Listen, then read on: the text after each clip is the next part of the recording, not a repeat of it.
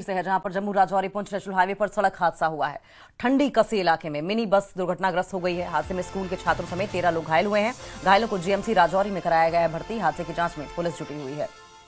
Jammu Rajouri Poonch national highway पर सड़क हादसा हुआ है। ठंडी कसी इलाके में मिनी बस दुर्घटनाग्रस्त हो गई है। हादसे में स्कूल के छात्रों समेत 13 लोग घायल हुए हैं। घायलों को जीएमसी राजौरी में भर्ती कराया गया है। हादसे की जांच में पुलिस जुटी हुई है। तो ये दो तस्वीरें आपकी टीवी स्क्रीन पर आप देख रहे हैं। बस का हाल देखिए, पूरी तरीके से बस पलटी हुई नजर आ रही है और ऐसे में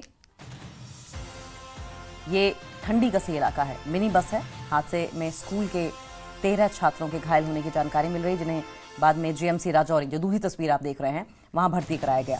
हादसे की जांच में पुलिस जुटी हुई है कि किस वजह से हादसा हुआ, कैसे हुआ, और फिलहाल जो घायल छात्र हैं उनका इलाज किया जा रहा है।